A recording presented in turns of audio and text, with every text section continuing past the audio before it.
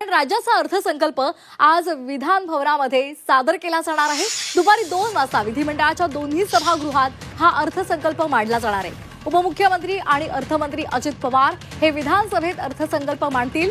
अर्थमंत्री अजित पवार 11व्यांदा अर्थसंकल्प मांडणार आहे, तर अर्थ राज्यमंत्री आशिष जयस्वाल हे विधान परिषदेमध्ये अर्थसंकल्प सादर करतील। विधानसभा निवडणुकीमधील विजयानंतरचा महायुती सरकारचा हा पहिलाच अर्थसंकल्प आहे। निवडणूक काळामध्ये दिलेल्या भरमसाठ आश्वासनांपैकी कोणती आश्वासनं आज अर्थसंकल्पामध्ये मांडली जाणार आहेत, ती पूर्ण होणार आहे याकडे सर्वांचं लक्ष लागलंय।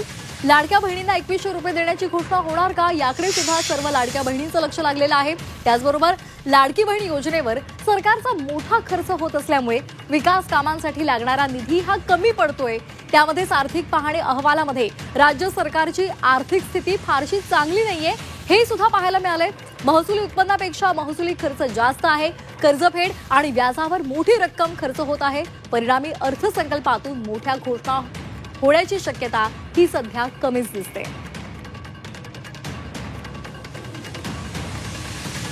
तर या संदर्भात अधिक माहिती देत आहेत आमच्या प्रतिनिधी सीमा आढे। सीमा, आपण पाहतोय आज राज्याचा अर्थसंकल्प सादर केला जाणार आहे। व्यापारी वर्गाला काय मिळणार, उद्योजकांना काय मिळणार आणि महत्त्वाचं म्हणजे लाडक्या बहिणींना 2100 रुपये मिळणार का, त्याचबरोबर शेतकऱ्यांसाठी काय मोठी घोषणा होणार, या सगळ्यांच्या अपेक्षा आहेत। कशा पद्धतीने तयारी होणार आहे, कारण आर्थिक सर्वेक्षण जो अहवाल प्रसिद्ध झालेला आहे त्यामध्ये आर्थिक स्थिती नीट नाहीये, कमजोर आहे असं दिसतंय। नक्की श्वेता, आपण जर बघितलं तर निवडणुकीपूर्वी जो अर्थसंकल्प अजित पवारांनी सादर केलेला होता त्या अर्थसंकल्पामध्ये लोकप्रिय घोषणांचा अक्षरशः पाऊस पडला होता, कारण निवडणुका डोळ्यासमोर ठेवून तो अर्थसंकल्प जो आहे तो सादर करण्यात आलेला होता। मात्र आता निवडणुका पार पडलेल्या आहेत, महायुतीचं नवीन सरकार स्थापन झालेलं आहे आणि हा अर्थसंकल्प आर्थिक शिस्त लावणारा असेल, महायुतीचे नेते हे वारंवार सांगताना आपल्याला पाहायला मिळतात। अजित पवार सुद्धा आपल्या भाषणांच्या माध्यमातून पत्रकार परिषदेच्या माध्यमातून त्यांनी सांगितलेलं होतं की आगामी काळातला जो अर्थसंकल्प असेल तो आर्थिक शिस्त लावणारा असेल। त्यामुळे ज्या लोकप्रिय घोषणा त्यांनी केलेल्या होत्या, योजना त्यांनी घोषित केलेल्या होत्या, त्या योजनांसंदर्भात या अर्थसंकल्पामध्ये त्यांच्यासाठी काय तरतुदी केल्या जाणार हे पाहणं महत्त्वाचं असणार आहे। आपण जो उल्लेख केला लाडकी बहीण योजना जी मागच्या वर्षी घोषित करण्यात आलेली होती, त्यामुळे सरकारला फायदा झाला।